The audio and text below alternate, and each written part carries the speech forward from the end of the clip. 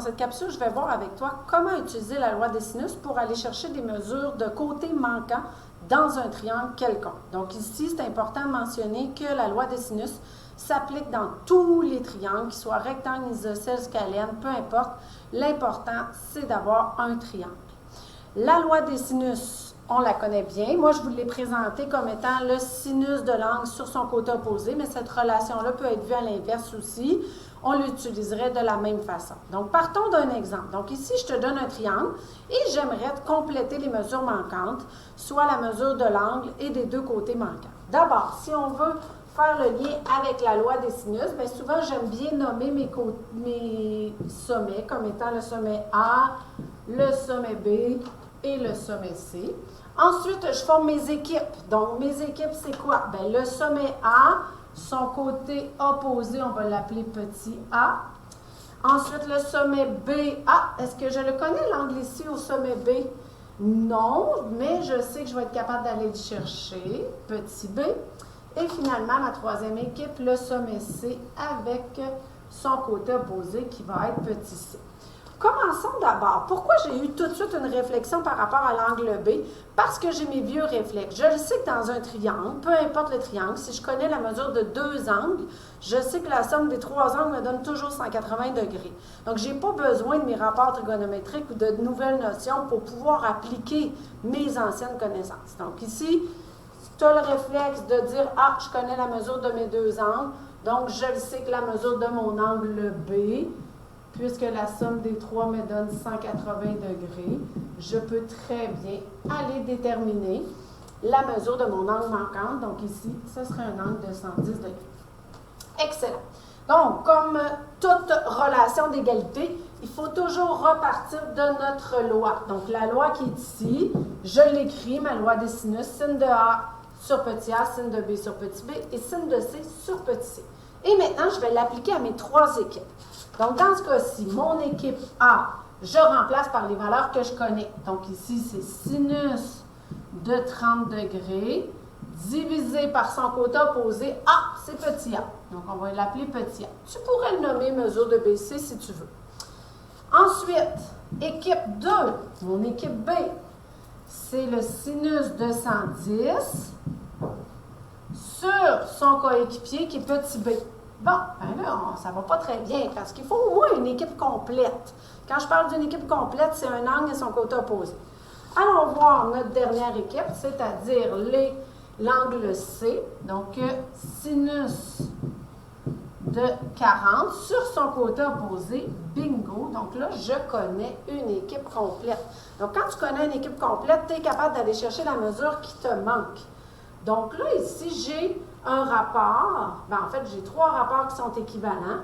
Je connais un rapport complet. Donc, à ce moment-ci, ce que je vais faire, c'est que je vais me servir de mes connaissances en résolution de proportion pour trouver mes inconnus. Donc, vous savez que dans toute proportion, le produit des extrêmes est égal au produit des moyens. C'est cette relation-là qu'on utilise pour trouver des éléments manquants. Donc, commençons par compléter ici notre première proportion. J'ai seulement un inconnu. Je sais que le produit des extrêmes est égal au produit des moyens. Donc, première étape de ma résolution, je pourrais très bien dire, OK, 12 fois le sinus de 110 va être équivalent à B fois le sinus de 40. Et là, vous me voyez venir, vous avez tendance à tout de suite passer au produit croisé, mais il y a toujours cette étape préalable-là. Donc, le produit des extrêmes est égal au produit des moyens. Donc, 12 fois le sinus de 110. Et oui, divisé, parce qu'on veut isoler notre inconnu par le sinus de 40, va bel et bien me donner la valeur de B. Là, j'utilise ma calculatrice pour compléter justement ce calcul-là directement. Donc, je peux faire directement sur ma calculatrice.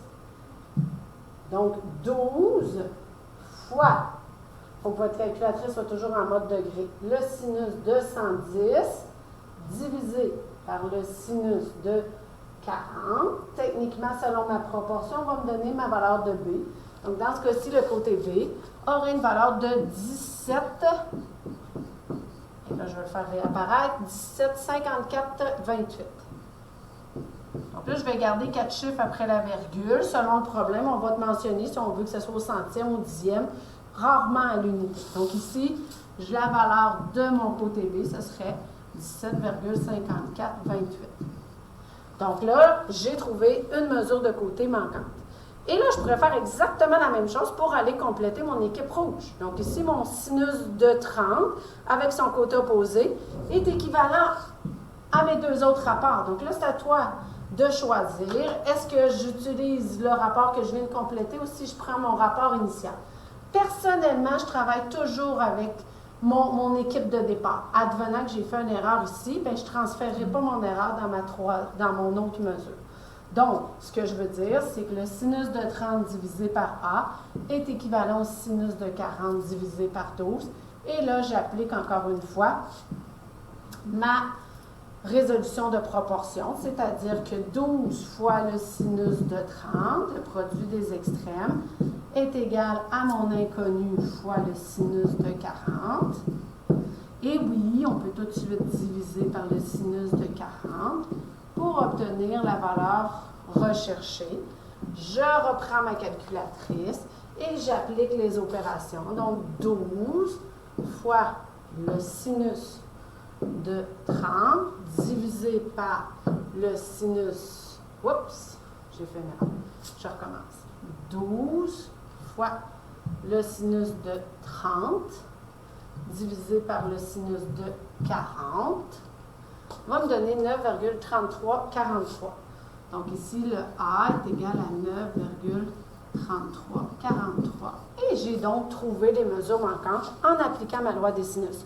Donc l'idée, là, c'est pas compliqué. Il ne faut pas que tu rendes ça compliqué, en fait.